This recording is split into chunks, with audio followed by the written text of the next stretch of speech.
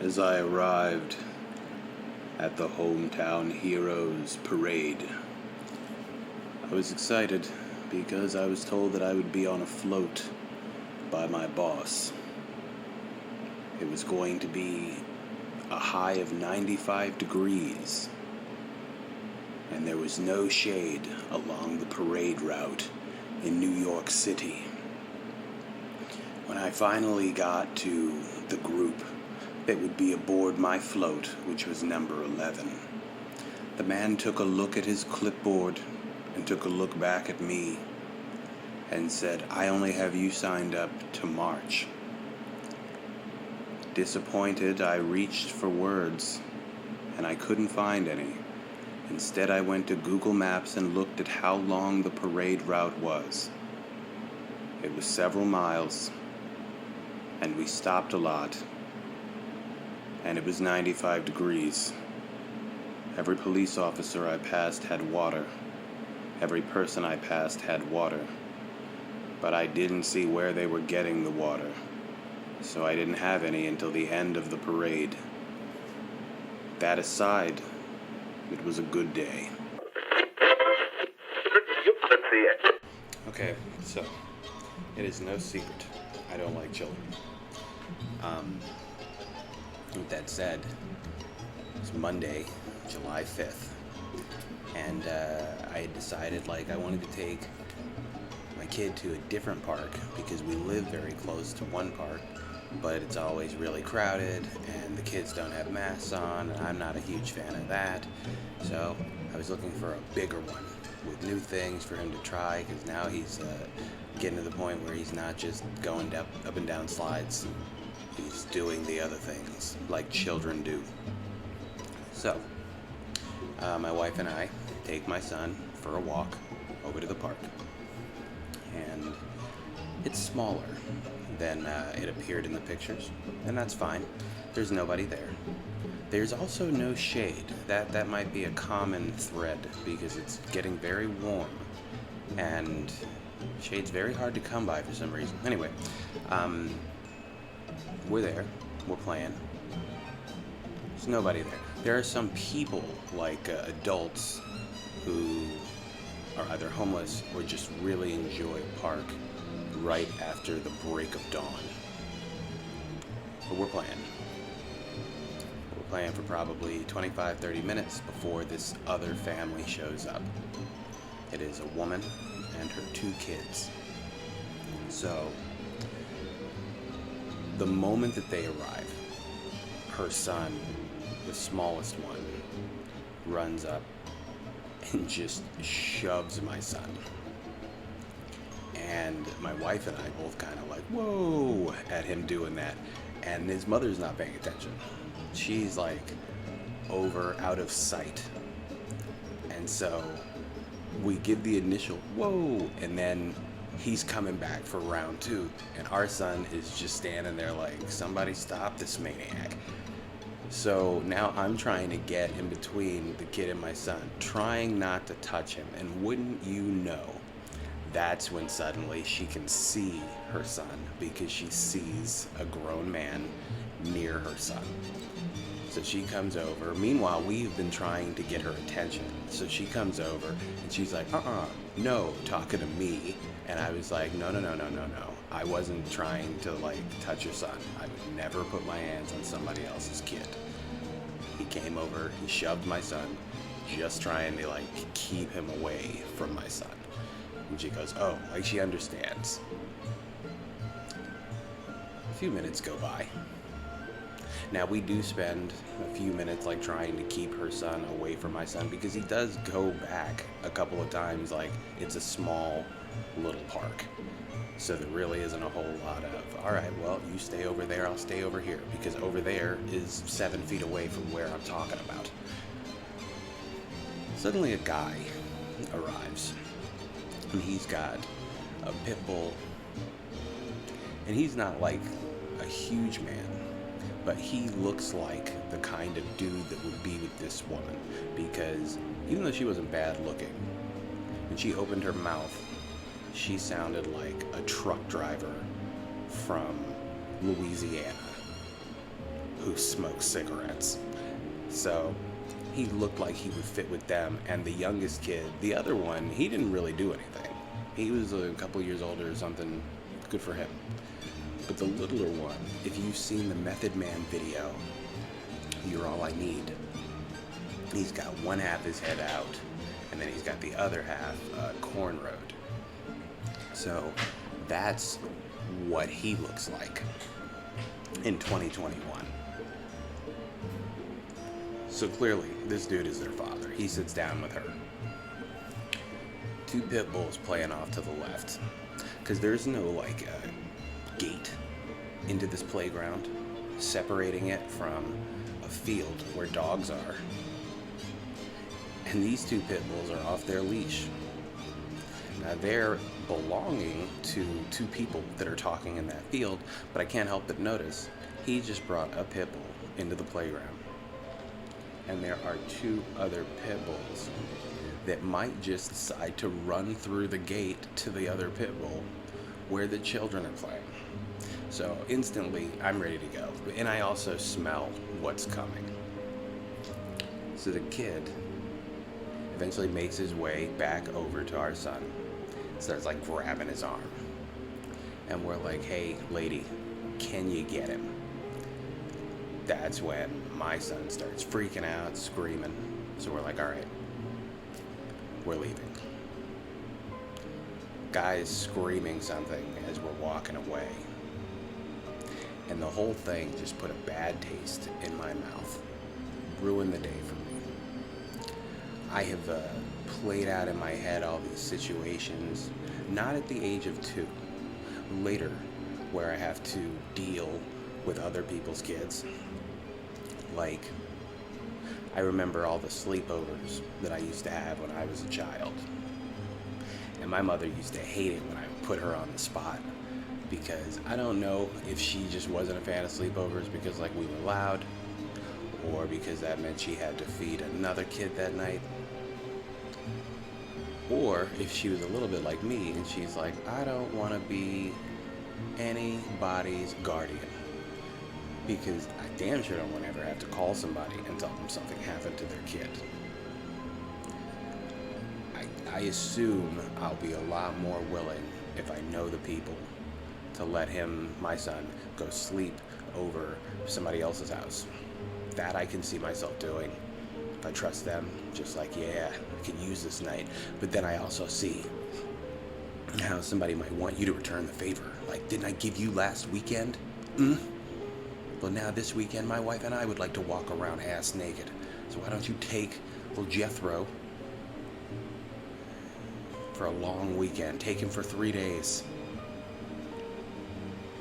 I can't wait to pull that up, honestly, the more that I think about it. Like, if you can find that right parent and you're like, all right, we got a 3-day weekend coming up. You bite the bullet this time. And then the next 3-day weekend, that's on me. And I think that that's what my mom did with my childhood best friend. He was African. And we used to sleep over each other's houses all the time. Now, unfortunately, my friend Gatumbi, his parents had another daughter who was younger, but she also had her own sleepovers. So when they got him out, they still had a younger child left. I feel like the sweet spot is when the younger child's gone and the older one is there, but the older one is never in your face because now he wants his privacy, and that's the shit. It's rare that I take a stand-up gig these days, but I did do one the other day, and I thought I would share. All right, here we go.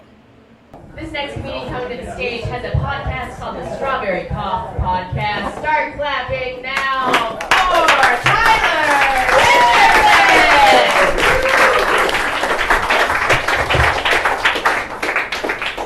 Hello. Thank you, Jill, Jeffrey. If I ever get superpowers, you will be saved. Which is like the kindest thing you can say, because that's why we'll never get them. Does anyone want to do anything good with superpowers? Yeah.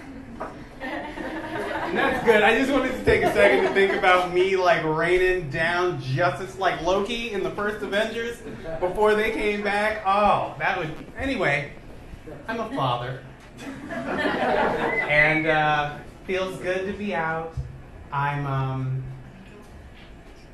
concerned with how life is going just because everybody tells you such beautiful things about coming inside of someone and then watching that thing grow. I'm here to tell you, it is awful. Don't do it. And I know how fun sex can be, but if I could go back, I would scare myself. Like, I remember the first time that there were no, like, clothes on me, right? Unprotected. And I remember that feeling. It was like a wave was crashing over me, and I was just like, whoa. I would pop from the future to myself, back me up a bit. Not too much. I'm still there, but I'm not where I was. And then I kick it like Mortal Kombat, and I'm like, don't you do that till you're 30. And then I'm gone. Oh, the money gone. Oh, my goodness. Am I the only parent? I'm that guy. I'm that old guy with a microphone. I like that, actually. That works. How's that basketball game doing? How we doing? It's off. All right. So we're paying attention. I was going to give the people who wanted to see it like little check-ins like 37-28. But not necessary. We're back to me. We all know that children repeat things, but my son's putting like remixes in, and he's not 3 yet. I just don't like how he's showcasing what he's learning for me. Like, it would be one thing, I come into a room, he's doing something I don't like, I will say, enough. His version of that is he comes into the room and he goes, enough, and slaps something as hard as he can. I don't want company to see him do that because bad for me. I'm sure we've all seen the mugshots that keep me from really ever laying a hand on my child. I want to thank all those dudes who went to prison and jail and just in general looked like they were in a big scuffle before the cops took their picture. They keep me here, free, among you. I had to put my PlayStation 5 in a room that I rarely go in because I was like, I don't know. If something were to happen to it, I might just go to jail. They won't care. You know, you still can't buy one. I just feel like that's something you should consider. If, like, the cops come and I'm like, he broke my PlayStation 5. Go to Best Buy. Go to Google. You don't care. I see that. I see it in your face. It's fine. I'm off that anyway. I want to talk about love. For a long time, I had a vision of love, and yes, I am going to sing Mariah Carey. No. I always pictured in high school I was sick, and my mom let me stay home. I went thinking I was going to throw up to the bathroom, and in actual, you know, what really happened was just a nightmare out of everything. First time that had ever happened to me, I was going to say and the last, but no. So that happened. My mom comes in, I'm sick, picks me up, puts me in bed. I get out of bed to find her on her hands and knees, scrubbing up the worst stuff that I could imagine. And I thought to myself, yeah, that lady really loves me. And I don't ever want to know that kind of love. I have limits. So I'm looking for my wife's AirPods because mine were broke. And when you open that case, I feel like it's supposed to be what the medicine cabinet used to be. Would you show someone you love, like, the inside of your AirPod case? Probably want to give it a little looky-loo, scrub or something, and I saw her for what she is. And I told her, I accept you. I love you anyway. Now the twist on that story is, the tale about love was about me. Those were my AirPods. She loves me for who I am. I don't know, I might be lovable. My mom loves me, she does. My son might. We'll see how long he's got that impression going. I remember when I was a kid, I told a teacher, they told you that cigarettes were a drug when you were a child, maybe? I'm old, they might have changed that messaging. But in the 90s, they were saying that, and in the middle of the PTA meeting, or whatever it was, there were a lot of parents there, mostly parents, and I was like, my mom does drugs. And immediately, she's like, no. You're calling cigarettes drugs. I don't want that to be my life. You might not believe this, but I know a lot of gang members. I know, and I have often found that they're the nicest people in the world. No, nobody else knows a lot of people. Yeah! So he's been so silent looking that way, I couldn't believe he was listening. So I'm outside of a bowling alley, and I'm talking to this, she was an ex-girlfriend, but things were kind of kicking off again, you know what I'm saying? Played a perfect game. So we're outside, and I am wearing a lot of red. I've got on a red hat, red FUBU shirt, what's up? Red pants, red Saucony shoes. Out of the bowling alley come 3 very large black dudes. Is there anyone black in here with me? That's okay. So, they are just draped in blue. So in my mind, I'm already like, they come up, and the leader is just like, hey man, you repping right now, or is this just like a fashion statement? And I was like, oh, I'm so glad you asked. This is totally a fashion statement. And they laughed, we laughed, and then we all had like 25 minutes of good conversation. They were good people. And I hope they're all still alive today. It's crazy out there in those streets. I have a speech impediment. Some people pretend they can't like really hear it. I think that's awesome. Some people are like, no, I totally heard it. It was really hard to focus on what you were saying. Gay? I don't know why a lisp is associated with being gay, but as like a first grader, it was weird for me. A lot of people asking me a lot of questions, and I'm like, no. Everybody's like, no, I'm telling you, you're gay. You got a lisp. It's the best in the cat.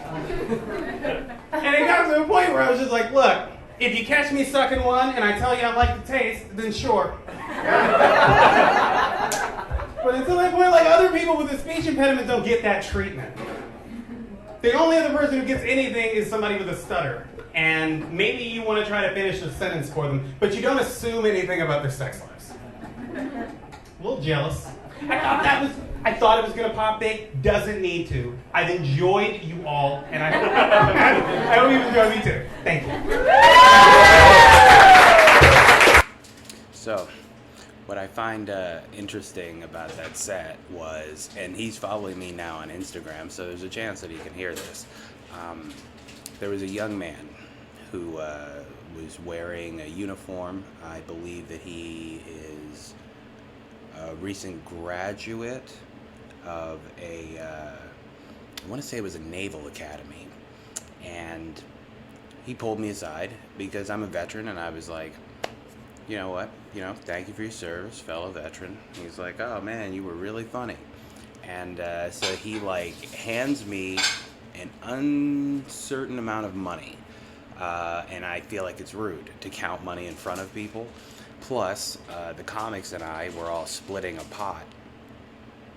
So I didn't want to just take the money. I wanted to give the money to the host, who would spread it amongst everyone. But he did not want me to do that.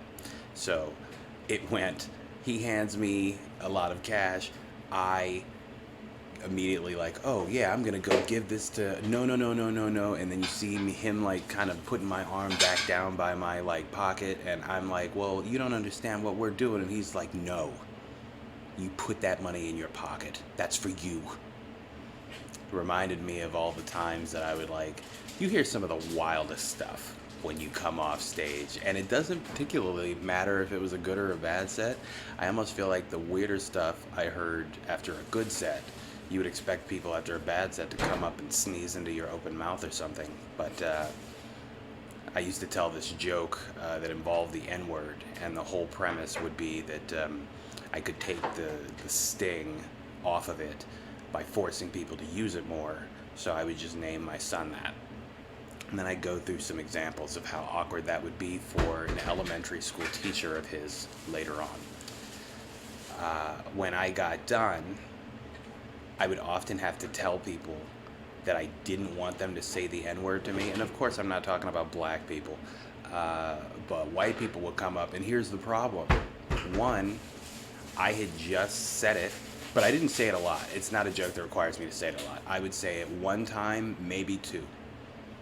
And it always sounds weird coming out of my mouth anyway, which is what most of the black people would tell me when that joke was done. But white people would come up like, I love that nigger joke, oh my God. And I know that what they just said, that came from a good place. But that word would hit me like somebody just ran up and uppercutted my testicles. And so sometimes they would say it repeatedly to me. Oh my God, nigger Richardson, that joke is my favorite. And it would get to the point where I would have to be like, I'm so sorry. I don't actually want you to say that word to me. That is a joke. I don't mean it. Because sometimes there would be a friend who wasn't a comic with me, or my family. You never know who was there, but people would just get caught up in, the moment. And again, hard to get mad at a compliment. Gay men buying me drinks. I think I had some women buy me drinks, but I can remember the gay men buying me drinks because it always went something like, hey man, that was really good. Thank you. Do you mind if I buy you a drink? Not at all. Just so that you know, I'm not gay, but I will take that drink. If you think your game is strong, feel free, and I'll listen. But I'm not gay. I'll have a White Russian.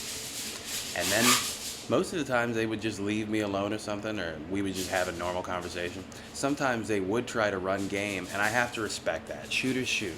But at the same time, I'm never going to be drunk enough, and I don't know. I can listen all day. I can take compliments. Never touch me, but I can take a compliment. Compliment me all day long. Matter of fact, it reminds me, I haven't been anywhere that there have been a ton of gay people around in some time. I need to get my compliment on. I feel like compliment-wise, I'm at a 20.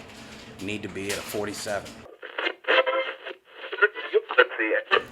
Amazon gummy bear fat-free reviews never get old to me. Oh man, words cannot express what happened to me after eating these. The Gummy Bear Cleanse. If you are someone that can tolerate that sugar substitute, enjoy. If you are like the dozens of people that tried my order, run. First of all, for taste, I would rate these a 5. So good. Soft, true to taste fruit flavors like the sugar variety. I was a happy camper. But, or should I say but with 2 T's, not long after eating about 20 of these, all hell broke loose. I had a gastrointestinal experience like nothing I've ever imagined. Cramps, sweating, bloating, beyond my worst nightmare. If I've had food poisoning from some bad shellfish, and that was like almost a skip in the park compared to what was going on inside me. Then came the, flatulence. Heavens to Murgatroyd. The sounds, like trumpets calling the devils back to hell. The stench, like 1,000 rotten corpses vomited. I couldn't stand to stay in one room for fear of succumbing to my own odors. But wait, there's more. What came out of me felt like someone tried to funnel Niagara Falls through a coffee straw. I swear my sphincters was screaming. Felt like my delicate starfish was a gaping maw projectile vomiting a torrential flood of toxic waste. 100% liquid. Flammable liquid. Napalm. It was actually a bit humorous for a nanosecond, as it was beyond anything I could possibly imagine. And it went on for hours. I felt violated when it was over, which I think may have been sometime in the early morning of the next day. There was stuff coming out of me that I ate at my wedding in 2005. I had 5 pounds of these innocent-looking, delicious-tasting hellbears. So I told a friend about what happened to me, thinking it had to be some type of sensitivity I had to the sugar substitute. And in spite of my warnings, a graphic description, she decided to take her chances and try to take them off my hands. Silly woman. All the same for her. And a phone call from her while on the toilet, because you kind of end up living in the bathroom for a spell, telling me she really wished she had just listened. I think she was crying. Her sister was skeptical and suspected that we were exaggerating. She took them to work, since there was still 99% of a 5-pound bag left. She works for a construction company when they were builders, roofers, house painters, landscapers, etc. Lots of people who generally have limited access to toilets on a given day. I can't imagine where all those poor men and women pooped that day. I keep envisioning men on roofs, crossing their legs and trying to decide if they can make it down the ladder or should they just jump. If you order these, best of luck to you. And please, don't post a video review after the aftershocks. P.S. When I ordered these, the warnings and disclaimers and legalese were not posted. I'm not a moron. Not sure why so many people assume I'm a man. I'm a woman. We poop too. Of course, our poop sparkles and smells like a walk in a meadow of wildflowers. Thanks for all the great comments. I've been enjoying them. I'm so glad that the horror show I experienced from snacking on these has at least made some people smile. All right, tomorrow is the big day. Actually, maybe tonight at midnight. Black Widow will be released on Disney Plus. Finally, hopefully you have all already pre-bought it. If not, get your $30 in order. If you don't have a debit or a credit card, you go out there and give your cash to someone and get yourself some kind of a gift card that you can purchase it with. I'll go a step further. I don't know if they're still doing it, but if you have a Chase credit card, they were giving a percentage back on Disney Plus, so you can get some of that $30 back. I think we got like 7. Gia. Now you'll want to keep your eyes on the Podbean this weekend. I would say sometime Saturday, probably, because we're going to take tomorrow night and watch Black Widow once. We waited a long time, just like you have. Let's all just watch it once, familiarize ourselves with it. Remember, 2 post-credit scenes, get them both. I'm hoping that we're still going to get a Spider-Man No Way Home trailer if you decided to purchase it on Disney Plus. I'll watch it on YouTube, but go ahead and stick it in front of the movie. I deserve it. I just gave you $30. And then Saturday, we will go live. We will give away a gift card. I'm trying to decide the denomination. Maybe we'll give away 2. If I go smaller, we'll give away multiples. And all you have to do is listen, and I'm going to read the gift card number, and then you can have it. Go buy something. But tell us what you bought. That's only fair. If I gave you money for food, I want to know what it tasted like. I want to know if you had mayo on it. I want to smell your breath. If your fingers, like if you had to pick it up, if it was a sandwich, I want to smell your fingers too. Because your fingers might smell like the bread, and your mouth might smell like what was in the bread. You get what I'm saying? But that's all mine. I deserve to know. Give it to me. So yeah, happy Black Friday. Happy Black Widow weekend. But it's almost like Black Friday, isn't it? There's that feeling in the air, like you're about to get something that you wanted. It's orgasmic. Have a good weekend. Let's see it.